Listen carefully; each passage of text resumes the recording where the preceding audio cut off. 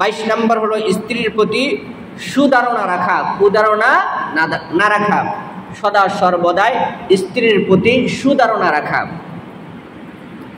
আল্লাহ রাব্বুল আলামিন কোরআনে কারীমের মধ্যে বলেন, ইন্না বা'দায-যন্নি ইসমুন, কিছু কিছু বদ ধারণা গুনাহ। অনেক সময় শরীয়তের দলিল ছাড়া কারোর উপরে কুধারণা করা কবিরা গুনাহ। শরীয়তের দলিল ছাড়া কারোর উপর কুধারণা করা কবিরা গুনাহ। অনেক সময় বর্তমান দুনিয়ার মধ্যে অধিকাংশ সংসারের মধ্যে অশান্তি হলো কুধারণার কারণে, সন্দেহের কারণে অধিকাংশ সংসারগুলোতে অশান্তি। স্বামী স্ত্রীকে বিশ্বাস করে না, স্ত্রী স্বামীকে বিশ্বাস করে না, স্বামী স্ত্রীর প্রতি সুধারণা রাখে না, স্ত্রী স্বামীর প্রতি সুধারণা রাখে না, যার কারণে সন্দেহের বশীভূত হয়ে অযথা ঝগড়াঝাটি করে, সন্দেহের বশীভূত হয়ে অযথা ঝগড়াঝাটি করে, আর এটা মারাত্মক গুনাহ। ইন্না বা'দায-যন্নি ইসমুন, আল্লাহ রাব্বুল আলামিন কোরআনে কারীমের মধ্যে বলেন, ধারণা হলো কি গুনাহ। একজনের ব্যক্তির ব্যাপারে কুধারণা রাখা, এটা হলো কি গুনাহ, কবিরা গুনাহ। এজন্য অধিকাংশ সংসারের মধ্যে অশান্তি হলো কুধারণা রাখা। স্বামী স্ত্রীর প্রতি কুধারণা রাখে, স্ত্রী স্বামীর প্রতি কুধারণা রাখে শরীয়তের দলিল ছাড়া, কোনো দলিল নাই, এমনি সন্দেহ হয়েছে, এমনি সন্দেহ করছে, তো এর কারণে সংসারগুলোতে অশান্তি সৃষ্টি হয়। তাহলে 22 নম্বর হক হলো স্ত্রীর প্রতি সুধারণা রাখা, আর স্ত্রীও স্বামীর প্রতি সুধারণা রাখা।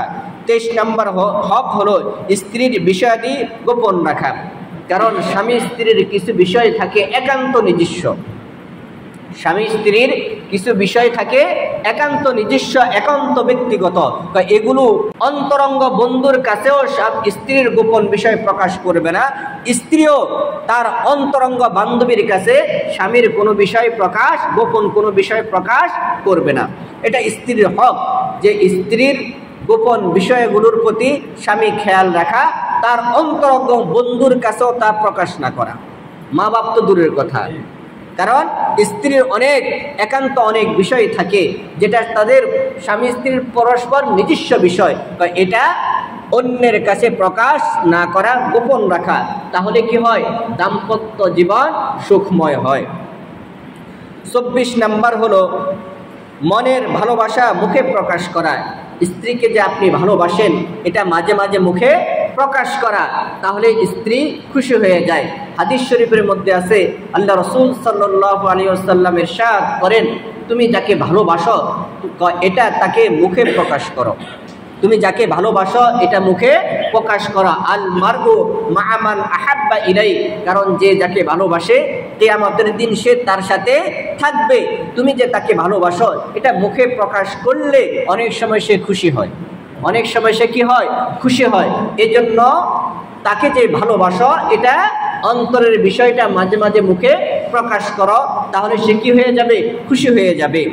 25 নম্বর হলো স্ত্রীর কাজে সহযোগিতা করা, স্ত্রীর কাজে সহযোগিতা করা। রাসূল করিম সাল্লাল্লাহু আলাইহি ওয়াসাল্লামের ব্যাপারে হযরত আয়েশা সিদ্দিকা রাদিয়াল্লাহু তাআলা আনহা বলেন যে রাসূল করিম সাল্লাল্লাহু আলাইহি ওয়াসাল্লাম আমার বিভিন্ন কাজে তিনি সহযোগিতা করতেন, আমার বিভিন্ন কাজে তিনি সহযোগিতা করতেন। তাহলে স্ত্রীর কাজে সহযোগিতা করা এটা স্ত্রীর একটা হক। তাহলে হুকুকুজ যাওজাতি আলা যাওজিহা 25, স্বামীর উপর স্ত্রীর 25টা হক সম্পর্কে আলোচনা করেছি। আশরাফ আলী থানভী রহমতুল্লাহ আলাইহি বলেন, প্রতি মাসের তাকে মাসিক একটা খরচ তার হাতে দেওয়া, মাসিক একটা খরচ তার হাতে দেওয়া, অল্প হোক, 100 টাকা হোক, 200 টাকা হোক, তার হাতে দেওয়া। এর কারণ হলো কিছু কিছু বিষয় এমন আছে যে বিষয়গুলো তার দরকার, কিন্তু স্বামীর কাছে চাইতে সে লজ্জাবোধ করে, স্বামীর কাছে চাইতে সে কি করে? লজ্জাবোধ করে। এজন্য আশরাফ আলী থানভী রহমতুল্লাহ আলাইহি বলেন যে প্রতি মাসে মাসিক খরচ হিসাবে তার হাতে কিছু টাকা দেওয়া, এটা হলো অতিরিক্ত, অর্থাৎ সাংসারিক কোনো খরচ না, সাংসারিক কোনো খরচ না। এটা সংসারের খরচের অতিরিক্ত কিছু টাকা তার কাছে দেওয়া।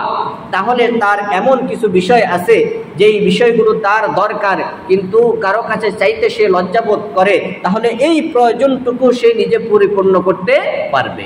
তাহলে মোট কয়টা হলো? 26টা। স্বামীর উপর স্ত্রীর 26টা হক। স্ত্রী যদি তার হক আদায় করে, স্বামী যদি তার হক আদায় করে, পরস্পর হকগুলো আদায় করলে সংসার সুখের হয়। কুল্লুকুম রাইন ওয়া কুল্লুকুম মাসউলুন আন রাইয়াতিহি। রাসূল করিম সাল্লাল্লাহু আলাইহি ওয়াসাল্লাম বলেন, প্রত্যেকেই দায়িত্বশীল, প্রত্যেকেই তার দায়িত্ব সম্পর্কে কিয়ামতের মাঠে জিজ্ঞাসিত হবে। পিতাও তার দায়িত্ব সম্পর্কে আল্লাহ তাআলার কাছে জবাব দিতে হবে, সন্তানও তার দায়িত্ব সম্পর্কে আল্লাহ তাআলার কাছে জবাব দিতে হবে, স্ত্রীও তার দায়িত্ব সম্পর্কে আল্লাহ তাআলার কাছে জবাব দিতে হবে, স্বামীও তার দায়িত্ব সম্পর্কে আল্লাহ তাআলার কাছে জবাব দিতে হবে, ভাইও তার দায়িত্ব সম্পর্কে আল্লাহ তাআলার কাছে জবাব দিতে হবে, বোনরাও তাদের দায়িত্ব সম্পর্কে আল্লাহ তাআলার কাছে জবাব দিতে হবে। কুল্লুকুম রাইন ওয়া কুল্লুকুম মাসউলুন আন রাইয়াতিহি। প্রত্যেকেই দায়িত্বশীল, আর প্রত্যেকে তার দায়িত্ব সম্পর্কে কিয়ামতের দিন আল্লাহ তাআলার কাছে জবাব দিতে হবে। প্রত্যেকেই যদি তার নিজস্ব দায়িত্বগুলো সে পালন করে নেয়, তাহলে ইনশাআল্লাহ আর সংসারে কোনো অশান্তি থাকবে না। তো আব্দুল্লাহ ইবনে আমর ইবনুল আস রাদিয়াল্লাহু তাআলা আনহুমা থেকে বর্ণিত, তিনি বলেন রাসূল করিম সাল্লাল্লাহু আলাইহি ওয়াসাল্লাম ইরশাদ করেন যে আদ-দুনিয়া কুল্লুহা মাতা', যে দুনিয়া প্রত্যেকটাই হলো সুখের উপকরণ, শান্তির উপকরণ।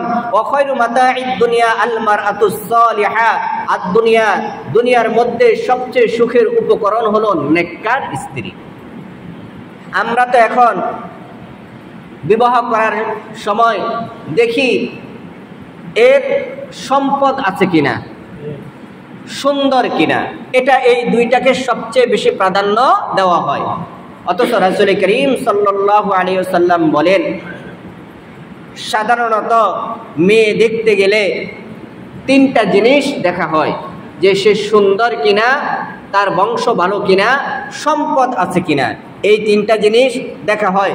রাসূল করিম সাল্লাল্লাহু আলাইহি ওয়াসাল্লাম বলেন, তুমি আরেকটা জিনিস দেখবা, সে দিনদার কিনা। সুবহানাল্লাহ, সে দিনদার কিনা।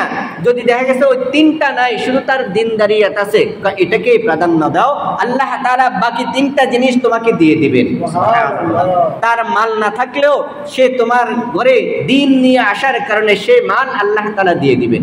সুবহানাল্লাহ, তার সৌন্দর্য না থাকলেও তুমি যদি দিনদারিয়াত দেখে তোমার ঘরে সে আসে, দিন নিয়ে আসে, আল্লাহ তাআলা তার চেহারার ভিতরে সেই লাবণ্যতা, সৌন্দর্য দিয়ে দিবেন। সুবহানাল্লাহ, তার বংশ যদি ভালো না হয় কিন্তু সে দিনদার হয়, অত উন্নত বংশ যদি না হয় কিন্তু সে দিনদার হয়, আর দিন দেখে যদি তুমি নিয়ে আসো, আল্লাহ তাআলা তোমার থেকে তার বংশটাকে উন্নত বংশ বানাই দিবেন। সুবহানাল্লাহ, এজন্য মানুষ সাধারণত সুন্দর, বংশ, সম্পদ, এই 3টা দেখে। আল্লাহ রাসূল বলেন, তুমি আরেকটা জিনিস দেখো। এই 3টা দেখা খারাপের কিছু না, এই 3টা জিনিস তুমি দেখো, সাথে সাথে তুমি দিনদারিয়াতকেও দেখিও। যদি ওই 3টা জিনিস না থাকে, তার মধ্যে দিন থাকে, এটাকে প্রাধান্য দিও, ইনশাআল্লাহ আল্লাহ তাআলা বাকি 3টা জিনিস তোমাকে দিয়ে দিবেন। সুবহানাল্লাহ, অনেকে বিবাহ করার সময় ভয় পায় যে আমি কোত্থেকে খাওয়াবো, কিভাবে আমার রিজিকের ব্যবস্থা হবে। মনে রাখবেন, আর রিজকু মাকসুম, রিজিক বন্টিত। আপনার ভাগ্যে যেই পরিমাণ রিজিক আছে, এই পরিমাণ আল্লাহ তাআলা আপনাকে দিবেনই। সেটা যদি আপনি হারাম ভাবে কামাইতে চান, তাহলে সেটা হারাম ভাবে আসবে, আর যদি সেটা আপনি নেক ভাবে কামাইতে চান, হালাল ভাবে কামাইতে চান, সেটা হালাল ভাবে আসবে। আমাদের বুজুর্গ মুহাম্মদুল্লাহ হাফিজ হুজুর রহমতুল্লাহ আলাইহি তার একটা দৃষ্টান্ত এইভাবে দিছেন। দেখো, একটা মুরগি, সকালবেলা মুরগির মালিকে তাকে 1 মুঠ চাউল তার সামনে দিয়ে দেয়। ওই মুরগি সুন্দর 1-2 মিনিটের মধ্যেই পুরা চাউলগুলো খেয়ে, খাবারগুলো খেয়ে সারাদিন এবার বিভিন্ন জায়গার মধ্যে শুধু হাঁটে, কারণ তার ক্ষুধা নিবারণ হয়ে গেছে। আরেকটা এই মুরগিটাকে তার মালিক মাঝে মাঝে এক মুষ্টি চাউল পুরা উঠানের মধ্যে ছিটাই দেয়।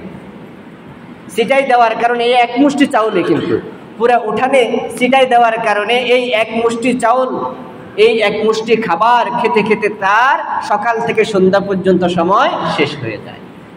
ঠিক তোমার রিজিকের মধ্যে যা আছে তাই তুমি পাবে যদি হালাল পন্থা তুমি অন্বেষণ করো, ওই রিজিকগুলো আল্লাহ তাআলা তোমার সামনে এনে দিবেন।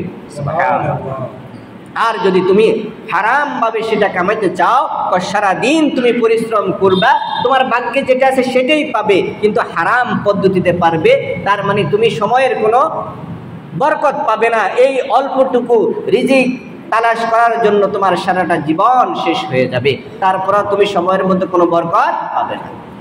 পরিশ্রমের মাধ্যমে কেউ যদি ধনী হতো, তাহলে যারা শ্রমিক তারা সবচেয়ে বড় ধনী হতো। হালাল ভাবে দিনদারিয়াতকে প্রাধান্য দিয়ে কেউ যদি দিনকে প্রাধান্য দিয়ে হালাল ভাবে রিজিক তালাশ করতে চায়, আল্লাহ তাআলা যেই পরিমাণ রিজিক তার ভাগ্যে আছে সেটা তার সামনে এনে দিবেন।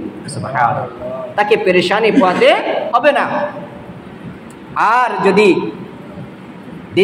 দিনদারিয়াতকে প্রাধান্য না দেওয়া হয়, হালালকে প্রাধান্য না দেওয়া হয়, হারাম ভাবে রিজিক তালাশ করতে কেউ চায়, তাহলে তার সারাটা জীবন কেটে যাবে, তারপরও তার সম্ভাব্য রিজিক, তার চাহিদা মতো রিজিক সে কোনোদিন পাবে না।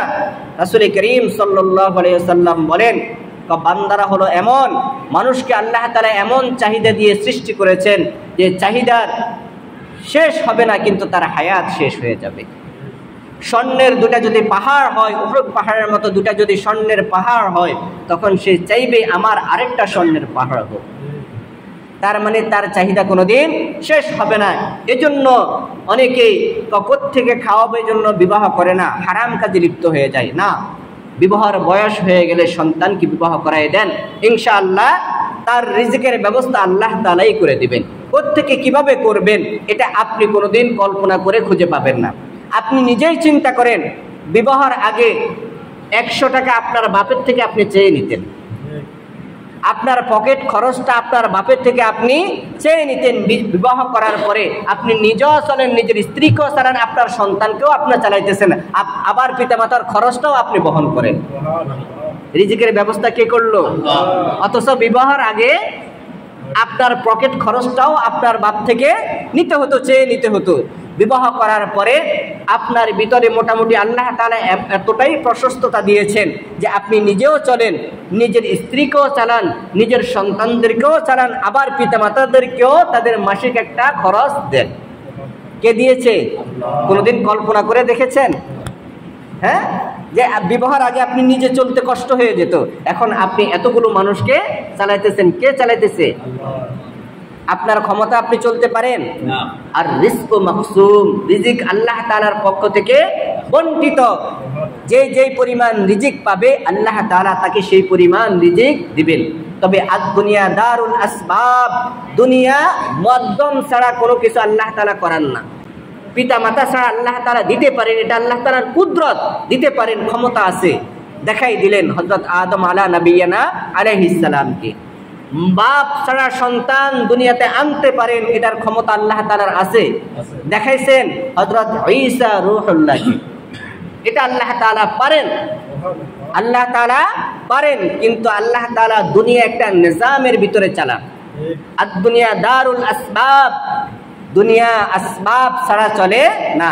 এজন্য আল্লাহ তাআলা বলেন, তুমি ফরজ নামাজগুলো আদায় করার পরে দুনিয়ার পিছনে কিছু সময় দাও, দুনিয়া তালাশ করো, তাহলে এই দুনিয়াটা তোমার দুনিয়া থাকবে না, এটা ইবাদত হয়ে যাবে। কেউ যদি ফজরের নামাজ পড়ে দুনিয়া তালাশের জন্য খেতে কাজ করে, রাসূল করিম সাল্লাল্লাহু আলাইহি ওয়াসাল্লাম বলেন, আবার যখন আযান হওয়ার পরে আবার নামাজে শরীক হয়, সারা দিন যেই কাজ করেছে, নফল নামাজ পড়লে যেই সওয়াব আল্লাহ তাআলা তার আমলনামার মধ্যে এই সওয়াব দিয়ে দিবেন। তার মানে হালাল উপার্জন এটা ইবাদত। বলতেছিলাম প্রত্যেকে নিজস্ব হকগুলো আদায় করে ফেললে তাহলে পরস্পর আর কোনো কি থাকে না, অশান্তি থাকে না। তাহলে স্বামীর উপর স্ত্রীর কয়টা হক? 26টা হক।